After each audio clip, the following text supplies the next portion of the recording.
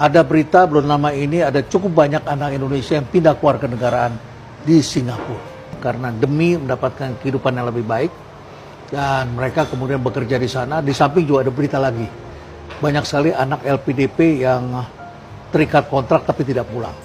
Secara umum lebih banyak yang pulang daripada bertahan di luar. Lebih Secara banyak umum, yang pulang, lebih banyak ya. yang pulang Ya. daripada yang bertahan di luar.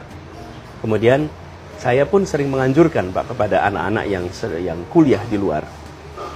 Kalau mereka berangkat tuh saya selalu pesankan nomor 1, pasang peta Indonesia di kamar Anda tinggal. Pasang peta Indonesia di Kamar Anda tinggal. Untuk apa? Setiap hari dia lihat wajah Ibu Pertiwinya. Di sisi lain, saya bilang sama sekolah-sekolah di Indonesia, pasang peta dunia di kelasnya anak-anak kita. Biar anak-anak di Indonesia punya wawasannya global, okay?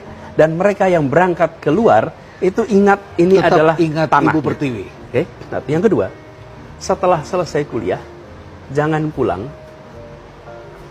cepat-cepat. Jangan pulang cepat-cepat. Menarik. Sementara birokrat kita menganjurkan cepat pulang kalau Jangan sudah pulang selesai. cepat-cepat. Di sanalah. Practical Mengapa? training. Practical training, bangun jaringan, Ya. perluas wawasan, punya pengalaman. Dan mereka di sana itu juga ngirim dolar juga ke kita. Iya, ngirim iya. rupiahnya ke kita. Pendapatannya. Pendapatannya. Pendapatan dolar, spendingnya nanti untuk keluarganya di sini. Keluarganya di sini. Lalu, saya selalu anjurkan Pak, ini pesan ketiga nih. Tulislah di Facebook Anda, tulislah di Instagram Anda, kepada sekolah tempat dulu Anda belajar. Jadi kalau dulu saya sekolahnya SMP 5 Jogja, maka saya kirim surat tuh sama SMP 5 Jogja. Ceritakan tempat saya kuliah. Untuk para Untuk junior. anak-anak yang sedang sekolah Menginspirasi sekarang. mereka. Iya. Dan ketika sudah kerja juga, sampaikan itu. Untuk apa? Anak-anak yang di sini juga punya motivasi. So, I wanna be like him. I wanna be like her. Itu membangkitkan mimpi. Lalu ketika sekarang nih, sebagian dari mereka bekerja di luar. Kita lagi butuh orang-orang Indonesia berada di badan-badan global. Masuk ke World Bank, aduh lihat Indonesia, paling dulu ada Bu Sri Mulyani, sekarang ada Bu Mary Pangestu.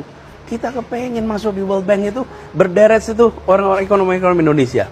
Kita datang ke UN orang-orang Indonesia. Kalau sekarang orang India di mana-mana. Pak, apa sih kalau dari Asia Tenggara, Filipina? Filipina. Apa yang terjadi? Ketika mereka membuat program diarahkan ke India. Ya. Ketika membuat kegiatan diarahkan ke Karena Filipina. orang-orang India ada di sana. Karena orang-orang India ada di sana. Ya. Nah, kita kepengen ini world class citizen kita ini ada di world class institution. Konkretnya sebetulnya apa program yang bisa diberikan kepada Jadi beasiswa ini menurut saya harus jalan terus. Beasiswa harus jalan terus. Harus jalan terus. Bahkan saya melihat beasiswa ini harus ditambah lagi, Pak. Bahwa negara membantu persiapannya, Pak. Persiapannya sehingga mereka Prof, lebih kita mudah sama-sama diterima. tahu, kita sama-sama pernah sekolah untuk bisa dapat GMAT Oh, yang tinggi, Pak. berat itu. Untuk Panjang. dapat Ya. TOEFL, Ya. untuk dapat itu semua. Ya. Kalau kita tidak membantu anak-anak dari keluarga prasejahtera, maka yang lulus seleksi-seleksi itu Hanya kelas adalah menengah kelas ke menengah. atas. Ya. Jadi program itu bukan hanya beasiswanya, tapi Harus ada afirmasi di situ. persis Ya. anak-anak yang potensial banyak sekali. Baik. Tapi mereka, nah jadi saya melihat program beasiswa ini positif, Ya. harus diteruskan dan beri mereka bekal. Lalu di sisi lain, Mbak, kita harus membuka lapangan pekerjaan yang membuat mereka itu ketika pulang juga punya daya dorong, Pak. Saya, Pak, kalau ketemu, kadang-kadang mereka apologetik, Pak.